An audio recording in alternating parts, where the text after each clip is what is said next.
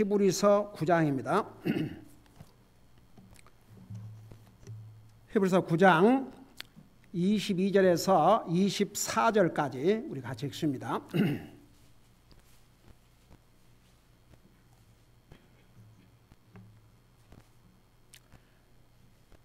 같이 읽습니다. 22절부터입니다. 시작. 율법에 따라 거의 모든 것이 피로써 깨끗하게 되나니 피 흘림이 없은즉 사면이 없느니라. 그러므로 하늘들에 있는 것들의 모형들은 이런 것들로 깨끗하게 할 필요가 있었으나 하늘에 있는 것들 그 자체는 이런 것들보다 더 나은 희생물로 하여야 할지니라. 그리스도께서는 손으로 만든 거룩한 처소들 곧 참된 것의 모형들 안으로 들어가지 아니하시고 하늘 그 자체 안으로 들어가사 이제 우리를 위하여 하나님 앞에 나타나시느니라. 아멘. 앉으시 바랍니다. 자, 잠깐 복습을 하고 진행하겠습니다. 우리 엑소더스에서 출애굽 자세하게 배웠지요. 하나님께서 성소를 지으셨는데 그 성소의 의미가 뭐라고 했어요? 크게 하나님께서 하나님의 백성들과 함께 하신다는 것을 나타내 주시기 위해서 하나님의 성소를 지으셨어요. 그래서 그 성소를 저 산꼭대기에 지어놓은 것이 아니고 이스라엘 백성들이 40년 동안 광야 생활을 하면서 전부 텐트 생활을 했습니다. 그 한가운데 하나님의 성소를 만드시고 그래서 사람의 손으로 만들었지만 그곳에 거룩하신 하나님이 임재하시고 여러분 그 성소에는 특별히 이제 성소, 지성소, 성소 안에 지성소 가장 뒤에 있는 가장 거룩한 장소는 제사장만, 대제사장, 제사장들도 안 돼요. 대제사장만 1년에 한 번. 만일에 일반 제사장이라도 그 지성소에 들어갔다는 죽음을 면치 못했습니다. 일반 백성들은 감히 접근할 수 없었습니다. 왜? 거룩하신 하나님이 임재하심을 나타나는 곳이기 때문에. 그래서 우리 하나님께서 그 나타나시는데 어디 위로 나타나셨다고 그랬어요? 멀시세, 자비의 자리, 궁율의 자리. 여러분 하나님께서 우리에게 자비를 베풀어 주지 아니하면 이 세상에 살아남을 사람 한 사람도 없습니다. 여러분 저와 우리가 구원받은 하나님의 자녀인데 왜 우리가 구원받은 줄 아십니까? 디도서 3장 5절에 보면 하나님께서 그 자비로 우리를 구원하셨다고 그랬습니다. 여러분 자비란 뜻이 뭐라고 그랬어요?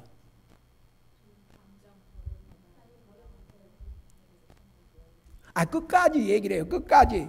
당장처럼 그러지 말고 끝까지 답을 하세요. 자, 자비라는 것은 마땅히 우리의 잘못을 바로 퍼니시, 바로 징계하셔야 되는데 하나님께서 참고 계시는 거죠. 그게 하나님의 자비입니다.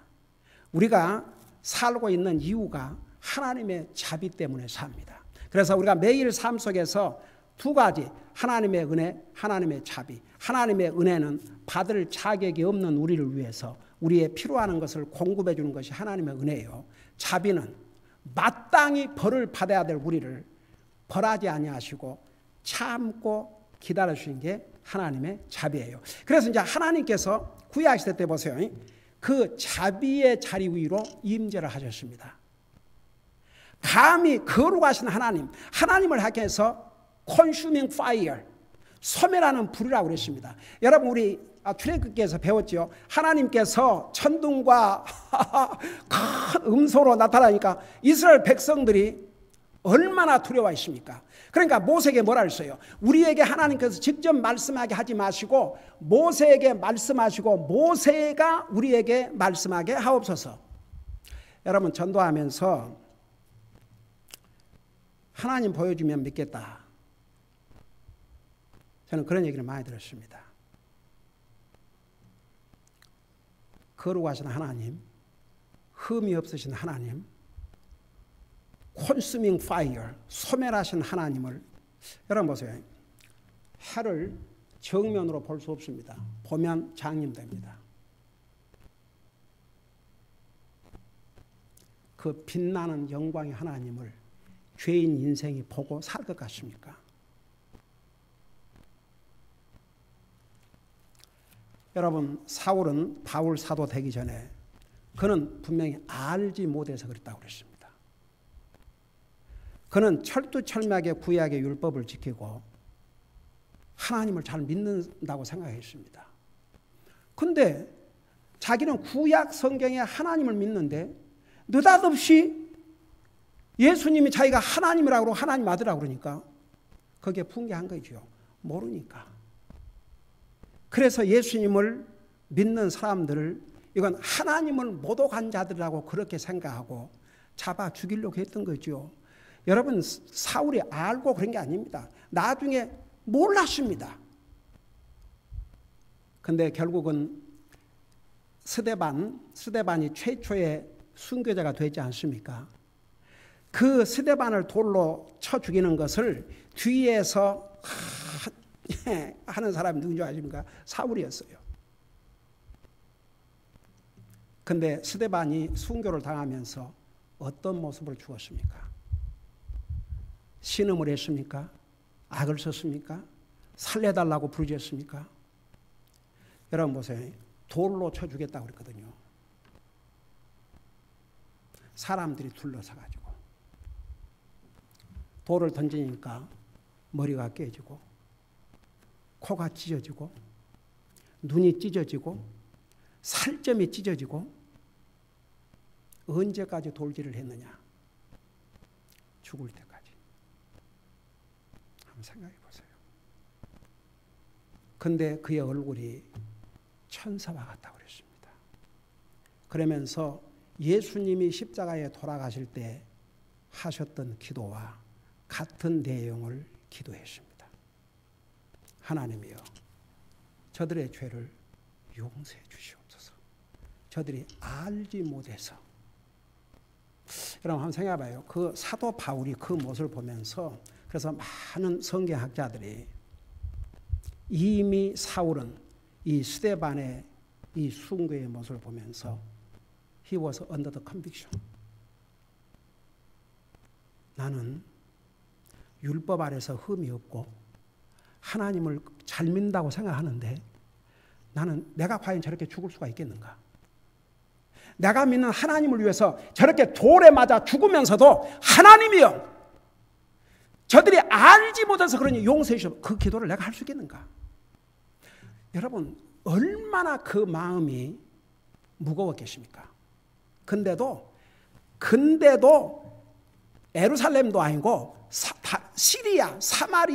시리아의 토성 다마스커스에 있는 크리스천들까지 다 예루살렘으로 데리고 와서 죽이려고 살기 등등해갖고 하는데, 어떻게 보면요,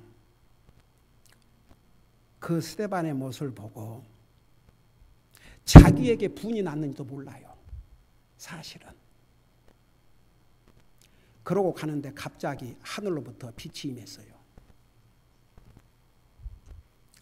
사울 장님 됐어요, 안 됐어요? 3일 동안 아무것도 보지 못했습니다.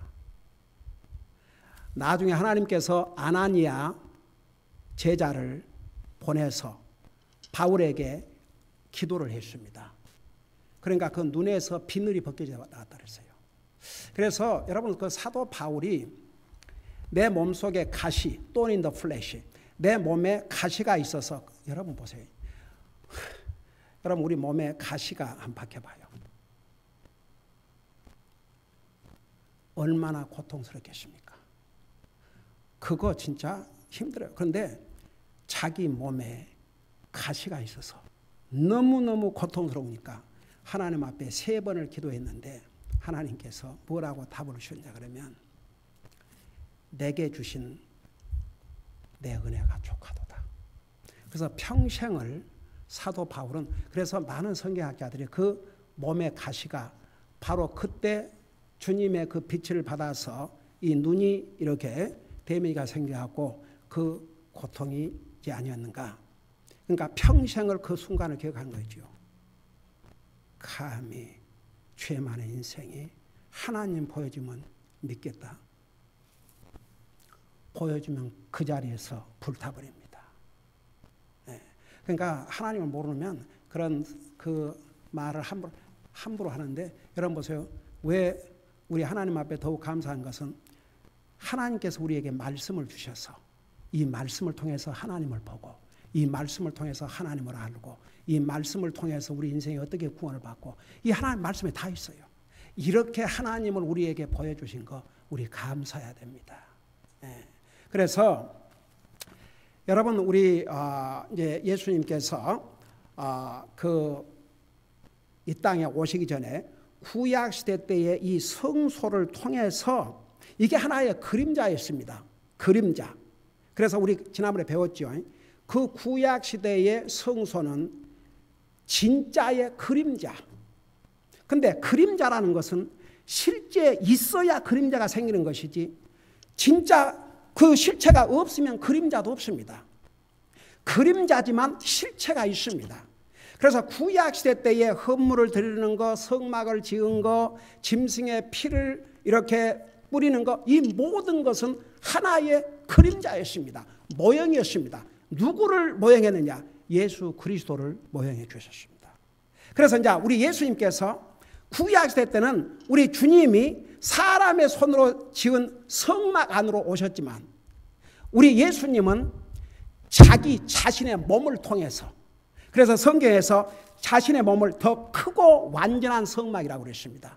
예수님 자신의 육체를 통해서 이 땅에 오셨어요. 그리고 구약시대 때 짐승의 피를 흘려야만 모든 것, 그 사람이 지은 죄를 일시적으로 용서받는 거 다 앞으로 예수님께서 이 땅에 오셔서 그 피를 흘리셔서 우리의 죄를 용서해 줄 것을 그림자로 보여준 모형들입니다. 자, 그걸 생각하면서, 그리고 보세요. 구약시대 때는 하여간 모든 것을 깨끗하게 하려면 피를 뿌려야 됐습니다. 짐승의 피를 뿌리지 아니하고는 정결케 될 수가 없었습니다. 여러분, 그 성막 저 뒤에 지성소, 가장 거룩한 장소에 대제사장이 들어가는데 양의 피가 없이는 들어가지 않았다고 그랬어요. 들어갈 수도 없었고. 근데 여러분이 잘 아시다시피 우리 예수님께서 이 땅에 오셔서 십자가에 돌아가실 때 엄청난 사건 두 가지가 있는데, 그 두 가지가 뭐라 했어요? 그 1년에 단 한 번 대제사장만 들어갈 수 있는 거기 자리에 두꺼운 커튼으로 딱 막아놨습니다. 그 커튼이 위에서부터 아래로 찢어졌습니다. 사람의 손으로 찢은 거 아닙니다. 하나님께서 직접 찢으신 것입니다. 그래서 하나님과 우리와의 사이를 완전히 이 닫힌 문, 막힌 문을, 벽을 완전히 헐었다고 에베소 2장에서 말씀하고 있는 거, 우리 옛날 에베소 공부하면서 자세하게 배웠죠. 그리고 또 무슨 사건이 일어났어요? 무덤이 열려가지고 무슨 일이 났어요? 누구 죽은 자가? 예수 믿고 죽은 사람들이 무덤이 열리면서 부활을 했어요. 이것은 앞으로 주님이 공중 재림하실 때에 예수 그리스도 안에서 구원받고 죽은 자들이 부활할 것을 역시 또 그림자로 보여준 놀라운 사건이고 되어 있습니다. 자, 이제 이런 것들을 생각하면서 22절부터 우리 공부하십시다. 율법에 따라, 이 율법에 따르는 모세를 통해서 주신 율법에서 이렇게 어떻게 정결하게 하고 하나님의 성막을 정결하게 하고 사람의 죄를 깨끗하게 하고 이런 것을 전부 가르쳐준 율법에 따라 거의 모든 것이 피로써 깨끗하게 드러나니 피 흘림이 없은즉 사면이 없느니라. 그러니까 피 흘림이 없이는 죄 용서가 없어요. 이것을 통해서 우리 예수님께서 이 땅에, 우리 인류의 메시아가 이 땅에 오셔서 그 피를 흘리셔서 우리의 죄를 씻어줄 것을 그림자로 보여준 사건들입니다. 그리고 이제 23절에 보세요. 그러므로 하늘들에 있는 것들의 모형들은, 이게 무슨 말이에요? 자, 이 땅의 성막, 여러분 기억나세요? 자, 성막의 순서를 보십시다. 자, 하나님의 성막을 들어가는데 그 코트, 뜰 앞에 성소 안에 들어가기 전에 뜰에 두 가지 집기가 있었어요. 무엇이었어요? 놋제단과 제사장들과 레위 지파들이 이제 그 많은 짐승을 헌물로 드리고서 가져오면은 그걸 다 이제 씻고 닦고 피를 흘려야 하는 일을 해야 되는데, 그래서 거기에 번제단, 그것이 놋으로 되어 있어서 번제단, 그리고 그 제사장들이 그리고 레위족들 씻을 물두멍이 거기 있었죠. 그리고 이제 성소에 들어가면 왼편으로 무엇이 있었어요? 등잔대가 있었죠. 등잔대. 옛날에 자세하게 설명했죠. 그런 거 다. 그 등잔대는 뭘 상징한다? 누구를 보여줬다고 그랬어요?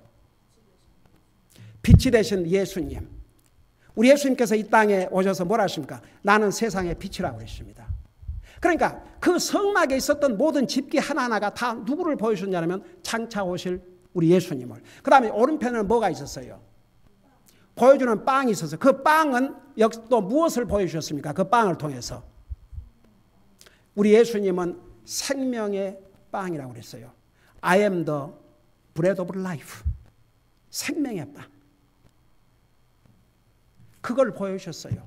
그 다음에 이제 그 커튼 바로 전에 지성소로 들어가기 그 전에 뭐가 있었어요? 향 피우는 제단이 있었죠.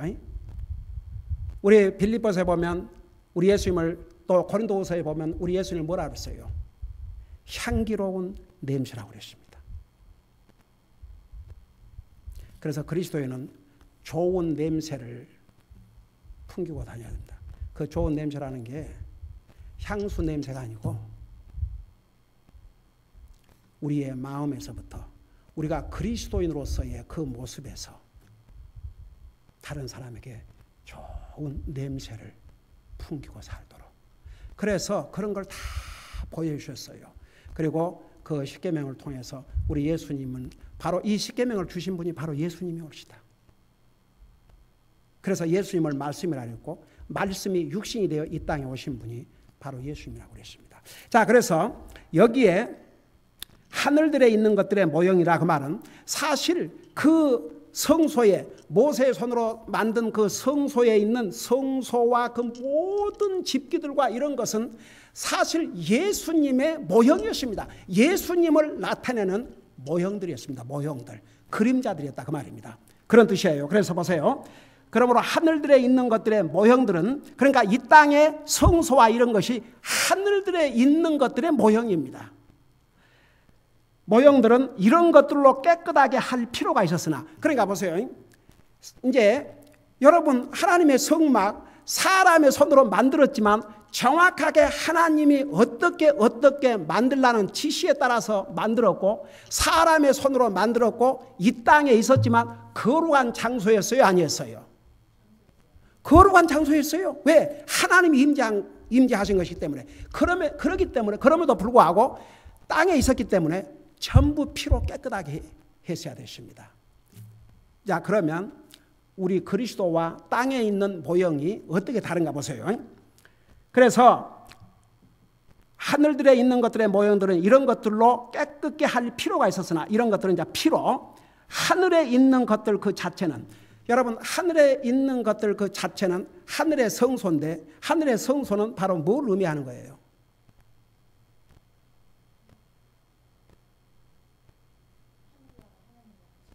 하나님이 계신 곳.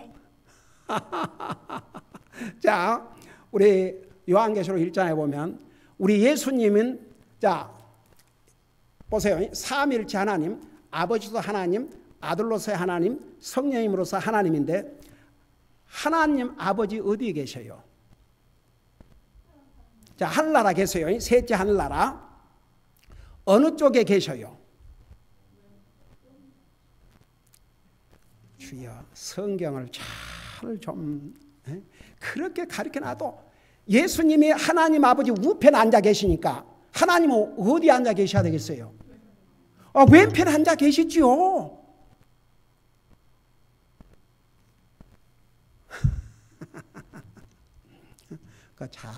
잘 듣고 잘 배워가지고. 그 다음에 삼일체 하나님 가운데 성령님의 자리는 어디예요? 왼쪽이라니. 왼쪽이라 아버지 하나님, 오른쪽에는 아들로서 하나님. 성령님은 어디 계셔요? 우리 마음속에.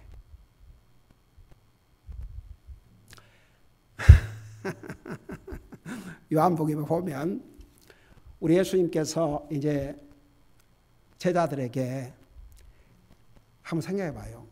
그 예수님의 제자들은 예수님만 있으면 모든 것이 해결됐습니다. 한번 생각해 봐요. 죽은 나사로, 죽은 지 나흘이 돼갖고 그 썩은 냄새가 나는 나사로에게 나사로야 이름 부르니까 살아났습니다. 한번 생각해 봐요. 그 다음에 그 어떤 젊은 처녀 딸아이가 죽었잖아요. 다 울고 있었죠. 이 아이가 죽은 게 아니라 잔다고 그러니까 다 비우셨어요. 살려냈습니다. 생각해 봐요. 그 다음에 물고기 2마리와 빵 5개로 남자만 몇천 명을 먹였다고 그랬어요? 5천에 먹고 몇 광줄이 남았어요? 12광줄이. 그 다음에 또 한 경우는 빵 7개와 물고기 2마리로 남자만 몇천 명을 먹이고 얼마를 남겼다고 그랬어요? 7천명 먹이고 7광줄이. 다 잊어버렸어요. 금년에 성경 한 번씩 다 읽을 계획으로 지금 읽고 있는 사람들 손 들어봐요.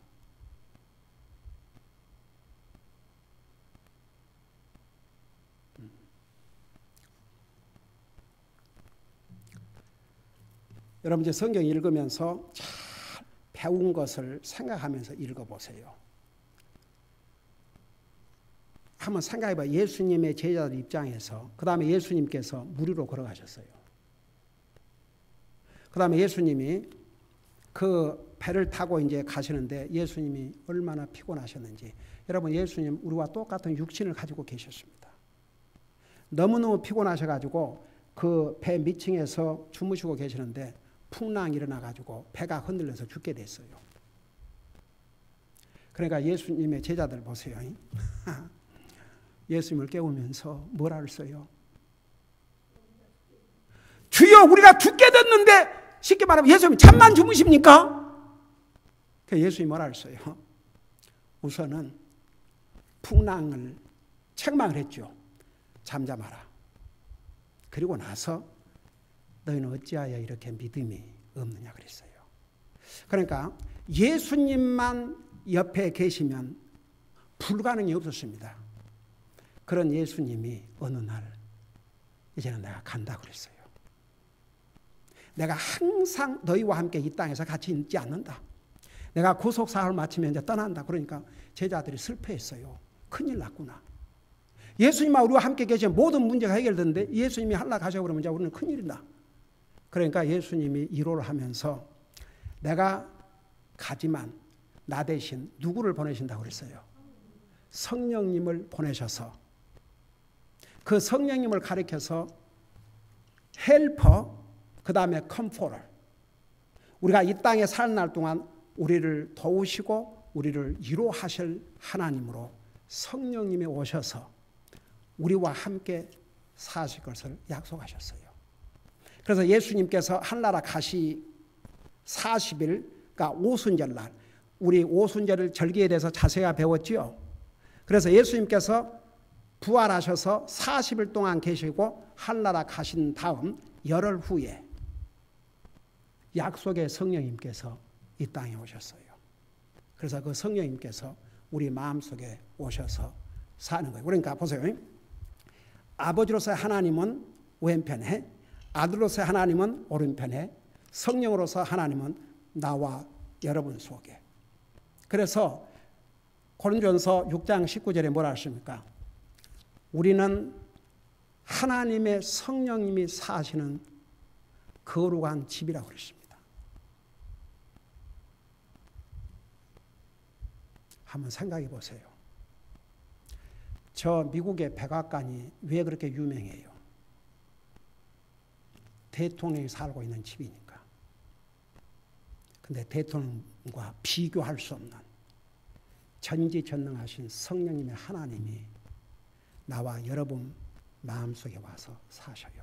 그래서 에베소 4장 30절에 성령님을 근심되게 하지 말라, 슬프게 하지 말라 그러십니다. 우리 속에 와서 성령님께서 우리가 싫으면 떠나시고 마음에 들면 오시고 그러질 않아요. 우리와 함께 사시기 때문에 우리가 그 성령님의 뜻을 거슬리고 하면 성령님이 슬퍼하셔요. 마치 자식이 부모의 바른 가르침과 인도를 거절하고 불순종하면 그 부모의 마음이 얼마나 아프겠습니까? 그와 똑같아요. 그래서 성령님 우리 속에 계셔요. 우리 주님께서 그래서 여기에 하늘에 있는 것들 그 자체는 그 말은 바로 주님이 계신 곳을 가리켰습니다. 그 자체는 이런 것들보다 더 나은 희생물로 해야 할 것이냐. 그러니까 무슨 말이냐면 이것을 모형하는 이 땅에서 모세를 통해서 사람의 손으로 이 땅에 여러 가지 재료를 가지고 만든 성소는 짐승의 피로 깨끗하게 해야 됐지만 거룩하신 하늘나라는 그런 짐승의 피로 안 돼요. 그보다 나은 것으로 해야 되는데 그 나은 것이 뭐냐? 바로 예수님을 가리켰습니다. 자, 그걸 생각하면서 24절을 보세요. 오늘도 그 부분까지 못하겠다. 자, 24절 보니까 그리스도께서는 손으로 만든 거룩한 처소들 곧 참된 것의 모형들 안으로 들어가지 아니하시고, 자, 우리 예수님께서 이 땅에 오셔서 사람의 손으로 만든 모세의 손으로 만든 성소 안으로 들어가셨어요?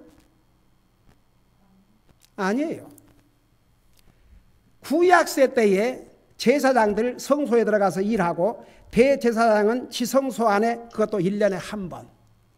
근데 24절 보니까 그리스도께서는 손으로 만든 거룩한 처소들, 그러니까 모세를 통해서 만든 구약 성막도 거룩한 장소입니다. 왜냐하면 하나님이 임재하는 곳이기 때문에. 여러분 보세요. 이 교회당 원래는 이 건물이 무슨 빌딩이었어요? 은행이었어요. 은행. 근데 이 장소를, 이 건물을 하나님께서 우리에게 주셨어요. 그래서 이 장소에서 하나님을 예배하고 하나님을 섬기고 하나님의 백성들이 모여서 교제하는 예배의 장소, 펠로십의 장소로 주셨기 때문에 이것은 다른 모든 주변의 건물들과는 구별된 거룩한 장소입니다. 제가 특별히 예배당에 뭐 가지고 들어오지 말고, 마시는 거 갖고 들어오지 말고, 달려다니지 말고 항상 깨끗하게 하자.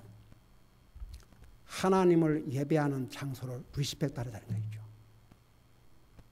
왜 많은 돈을 들여서 2년 전에 몇천 불을 들여서 파킹 랏을 다시 꾸미고 왜 이렇게 페인트를 하고 왜 그런 줄 아세요? 하나님을 예배하는 장소가 좋은 간증이 돼야 되니까. 그래서 여러분 구약시대 때에 사람의 손으로 만든 장소라고 해서 그걸 함부로 할 수 있는 그런 장소가 아니었습니다. 거룩한 장소였습니다. 왜? 하나님의 임재를 나타내기 때문에. 자, 그걸 생각하면서 들어보세요. 그래서 그리스도께서는 손으로 만든 거룩한 처소들 곧 참된 것의 모형들 안으로 들어가지 아니하시고 하늘 그 자체 안으로 들어가사 이제 우리를 위하여 하나님 앞에 나타나십니다. 자, 이 말이 무슨 말이냐면 이런 뜻이에요. 우리 예수님께서 나와 여러분의 구속 사업을 이루시고 예수님이 어디 가셨어요? 하늘나라 가셨어요.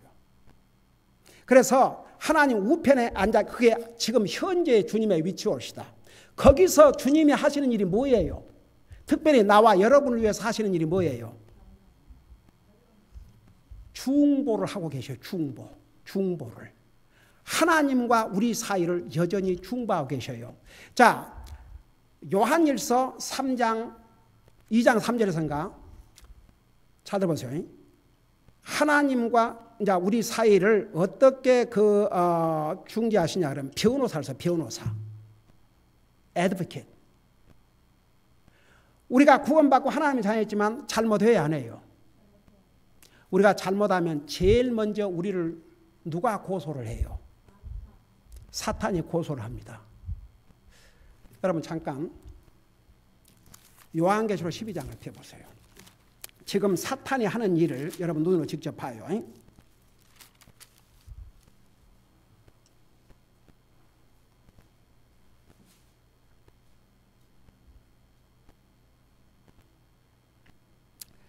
9절 10절 12장 9절 10절을 보시기 바랍니다.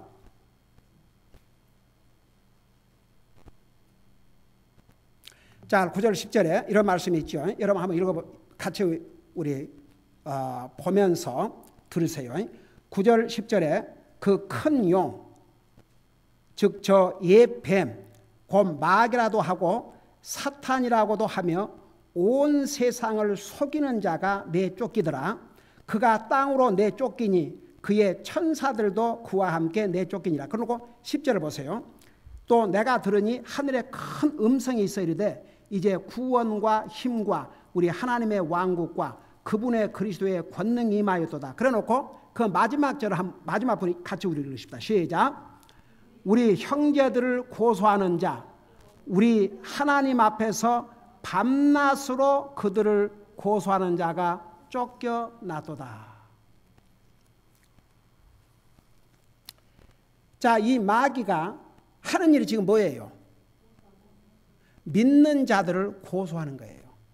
어큐스를 하는 거예요. 그래서 보세요. 여러분이 우리가 구원받은 하나님의 자녀지만 우리가 죄를 지어요. 제일 먼저 하나님 앞에 가서 고소한 사람이 누군지 아십니까? 어쩌면 내 양심이 깨닫기 전에 먼저 가요. 저 예수님 믿고 구원받은 하나님의 자녀라는데 저 하고 있는 거 보세요. 저게 무슨 구원받은 하나님의 자녀입니까? 그렇게 고소를 해요. 밤낮으로. 사탄은 잠이 필요가 없습니다. 밤낮으로. 여기. 그럴 때 예수님이 거기서 무슨 일을 하신다고 그랬어요?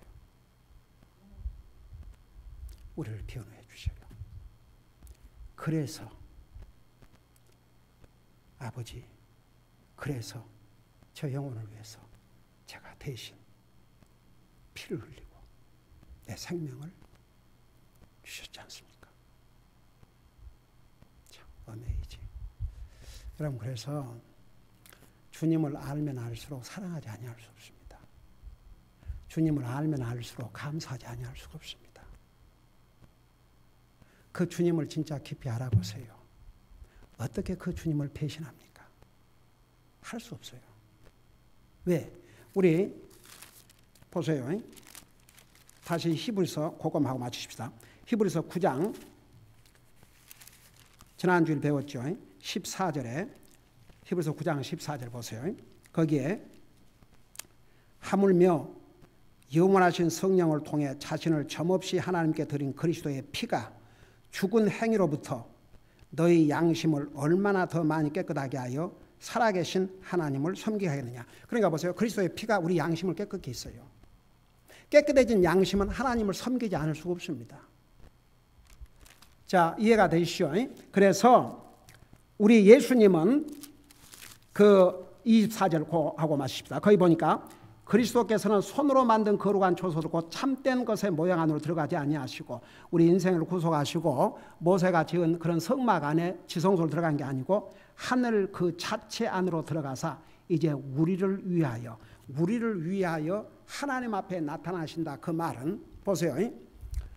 변호사나 검사가 재판장 앞에 서서 검사는 이 사람이 무슨 잘못을 했기 때문에 징역 몇 년에 처해야 된다. 그럼 변호사는 이제 변론을 해주는 거죠. 그리고 판사가 이제 다 듣고 미국 같은 경우는 그 배심원이 있어가지고 배심원이 그 모든 것을 다 듣고 나서 결정하죠. 그러나 배심원에서 정확한 결심을 하지 못하면 그러니까 판사가 하나하나 가이드를 해주죠. 그리고 이제 그 변호사 배심원을 선택하는데 제가 나한테 한동안 자주 그 배심원 하라고 그런 편지 왔어요. 근데 하필이면 그럴 때마다 꼭 내가 북한을 간다든지 필리핀 선교를 가는데 꼭 그때 이제 와가지고 정당한 이유가 있으니까 이제 그렇게 했는데 한 번은 이제 갔어야 됐어요. 그래서 이제 불러가지고 최종 그 선발자로 참여를 했는데 딱 거기에 참여를 하니까 벌써 내 그 무엇을 이제 그런 걸 다 확인했기 때문에 저를 부를 때는 다 누구 이렇게 부르더니 저를 부를 때는 패스터 닥터 킴 그렇게 불러요. 그리고 혹시라도 그 배심원에 들어갈 때 거기에 자기의 가족이 그런 로 인포스먼트에 일하면 그 반드시 밝혀야 됩니다. 그런데 이제 양쪽에서 검사와 변호사가 배심원을 선발하는데 거기서 이제 다 질문을 해요. 배심원을 선정하기 전에 예비 배심원을 모아놓고 한 사람 한 사람씩 이제 물어보는 거예요. 그러니까 검사 편에서는 이 사람을 하면 내게 유리할 것인가 아닐 것인가, 또 변호사 편에서 볼 때는 이 사람을 배심원으로 선정되면 나에게 유리할 것인가 아닐 것인가, 그런 걸 다 이제 하는 거죠. 근데 이제 내 차례가 돌아왔는데 I understand. 내가 알기로 당신 딸이 이곳에 검사로 오랫동안 일하고 있는 거 알고 있다고. 축하한다고. Congratulations. You have raised your daughter. Wonderful way. 그러니까 이제 그렇게 하더니 예상 질문을 하는 거예요. 근데 목사는 선발되기 어려워요. 왜 그런 거 아니? 그러니까 이렇게 생각해요. 세상은 그 잘못한 사람에게 유리하게 그냥 용서해 주자, 웬만하면 관용을 베풀어 주자, 이렇게 그 한다고 생각하기 때문에 검사 측에서는 무조건 아니에요. 그러니까 변호사 측에서는 그러니까 크리스천이나 그런 목사가 배심원 되면 자기에게 유리하다고 생각하기 때문에 그렇게 하겠죠. 저도 참 그래서 결국 안 됐어요. 디스미스 됐죠. 나는 한번 참여해서 끝까지 한번 해보고 싶었는데 그 뭐 이제 그거 다 알고는 이제 디스미스해서 바로 왔지만, 여러분 보세요. 사탄은 계속해서 나와 여러분을 고소합니다. 근데 우리 예수님은 계속 변론을 합니다. 그래서 여기 하나님 앞에 나타나신다 그 말은 판사 앞에 이렇게 검사와 변호사가 양쪽에 서서 이렇게 변론을 하고 하듯이 우리 예수님께서 나와 여러분을 위해서 24절 마지막 절을 봐요. 이제 우리를 위하여, 나와 여러분을 위하여 하나님 앞에 나타나신다. 그 말은 아버지 하나님 앞에 서셔가지고 우리를 위해서 변론을 하신다 그 말입니다. 그러니까 우리 주님의 사역은, 우리를 위한 사역은 아직도 끝이 안 났습니다. 기도하십니다. 우리 아버지 하나님, 짐승의 피로 그리고 하늘에 있는 것들의 모형들 가지고는 우리 인생의 죄 문제를 근본적으로 해결할 수 없기 때문에 거룩하신 하나님이신 예수님께서 사람의 모습으로 이 땅에 오셔서 그 피로 우리를 구속하시고 지금도 하늘나라에서 우리를 위해서 중보하시고 변론하고 계십니다. 우리 주님은 우리를 위해서 모든 것을 주시고 모든 것을 희생하셨습니다. 우리에게도 그 주님이 가장 소중한 분이 되게 하시고 정말 우리 마음속에 더욱 주님을 사랑하고자 하는 마음이 불타오르게 하시고 우리가 그 주님을 위해서 살 때 우리의 마음은 기쁘고 평화롭고 우리가 이 땅에서도 더 행복한 삶을 살게 될 줄로 믿습니다. 계속 주님을 더욱 사랑하고 믿음으로 사는 우리 모두가 되게 하여 주시옵소서. 감사합니다. 사랑합니다. 예수님의 이름으로 감사 기도드리옵나이다. 아멘.